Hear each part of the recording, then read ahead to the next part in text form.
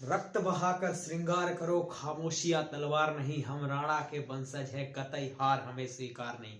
दोस्तों, आज के इस वीडियो के अंदर आप सभी का स्वागत है। और आज के इस वीडियो के अंदर हम डिस्कस करेंगे कॉम्पिटिटिव के पॉइंट ऑफ व्यू से एक बहुत ही महत्वपूर्ण सवाल, जहां पर दोस्तों हम एक प्रीपोजिशनल फ्रेज के बारे में डिस्कस करेंगे। और ये प्रीपोजिशनल फ्रेज दोस्तों देश के सभी कॉम्पिटिटिव एग्जाम जहां पर इंग्लिश पूछी जाती है उन कॉम्पिटिटिव एग्जाम में पूछा जाता है। तो दोस्तों ये काफी इंपॉर्टेंट कॉन्सेप्ट होंगे आज के इस वीडियो के, तो आराम से इस वीडियो को देखिएगा और लास्ट तक इस वीडियो को समझने का प्रयास कीजिएगा। काफी इंपॉर्टेंट वीडियो होगा और ये वाला जो कॉन्सेप्ट है हर बार पेपर के अंदर पूछा जाता है, लगभग ऑल कॉम्पिटिटिव एग्जाम में जहां पर भी इंग्लिश पूछी जाती है। तो चलिए दोस्तों शुरू करते हैं बिना किसी देरी के वीडियो। और दोस्तों अगर अभी तक आपने चैनल को सब्सक्राइब नहीं किया तो डेफिनेटली चैनल को सब्सक्राइब कर दीजिएगा। चलिए दोस्तों तो शुरू करते हैं आज का एक कॉन्सेप्ट। सबसे पहले दोस्तों एक कॉन्सेप्ट हमेशा कॉम्पिटिशन एग्जाम में पूछा जाता है डील को लेकर।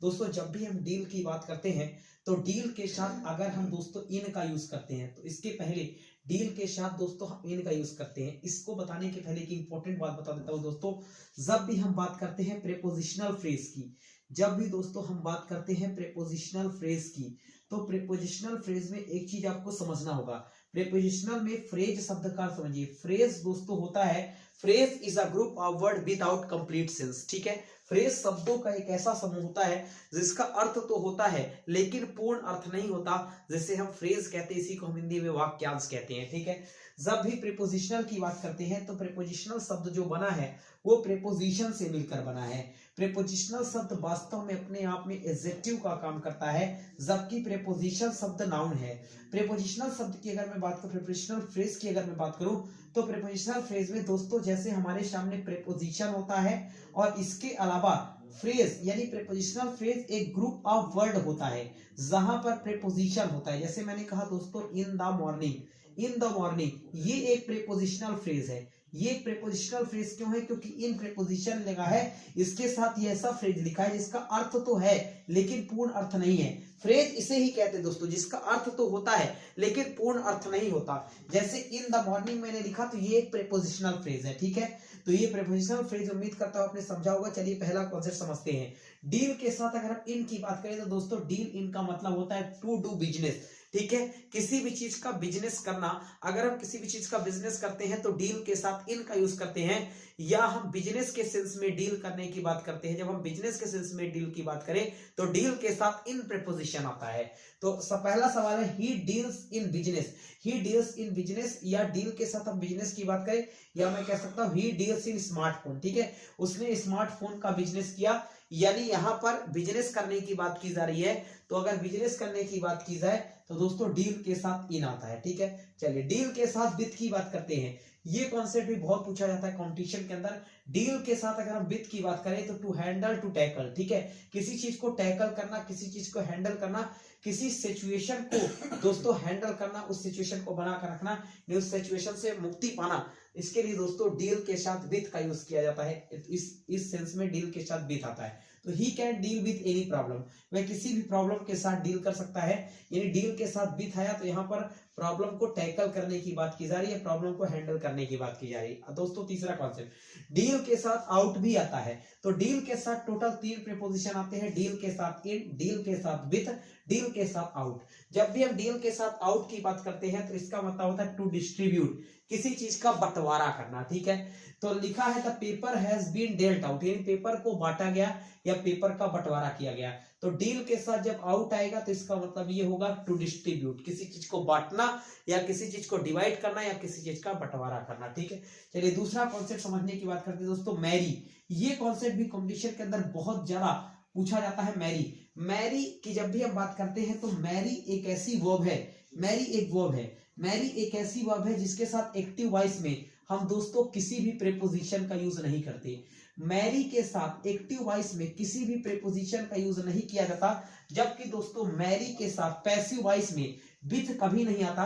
कई बार एग्जाम के अंदर दोस्तों कंफ्यूज कर दिया जाता है मैरी के साथ विथ का, लेकिन मैरी के साथ विथ प्रीपोजिशन कभी भी नहीं आता पैसिव वॉइस में।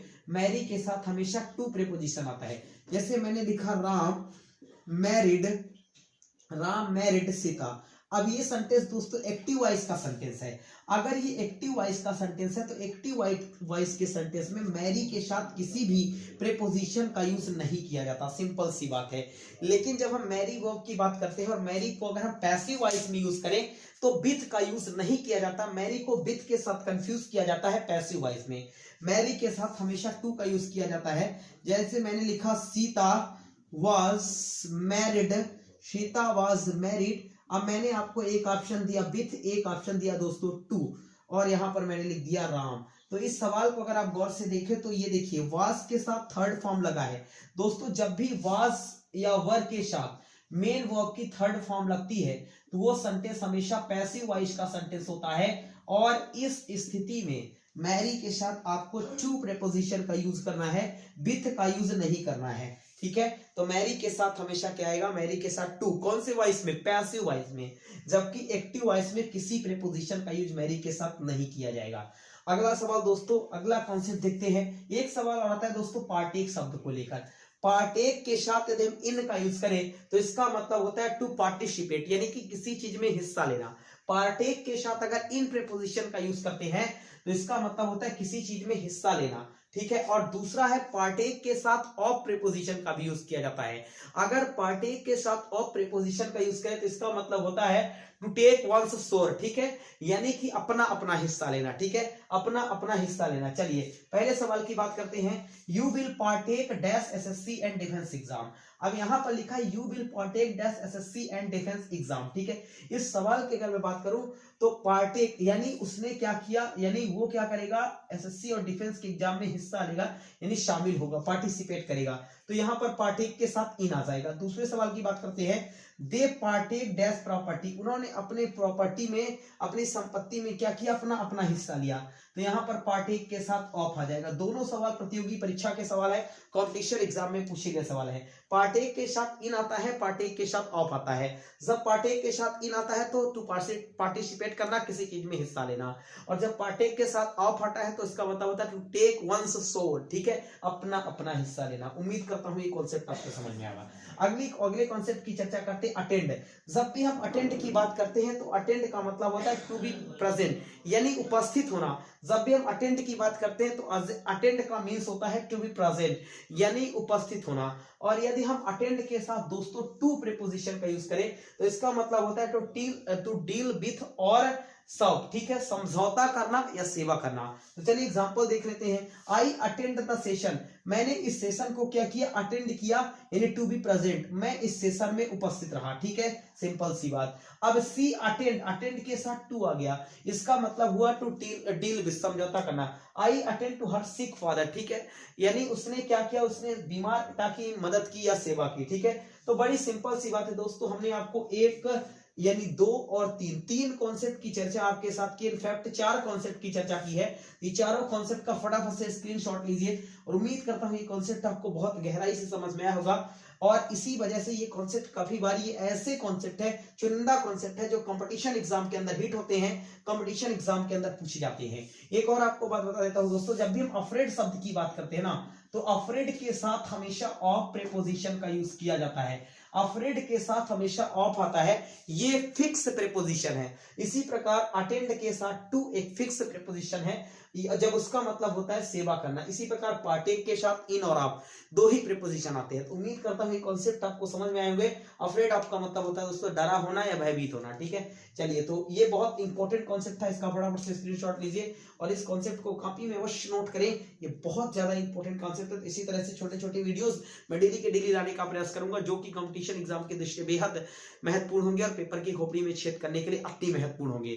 तो चलिए दोस्तों, उम्मीद करता हूं वीडियो आपको अच्छा लगा होगा। अगर वीडियो अच्छा लगा हो तो दोस्तों डेफिनेटली चैनल को सब्सक्राइब करिए, वीडियो को लाइक करिए और मैक्सिमम लोगों तक शेयर करिए। मिलते हैं आपसे नेक्स्ट वीडियो में, तब तक take care, good bye, love you all, जय हिंद।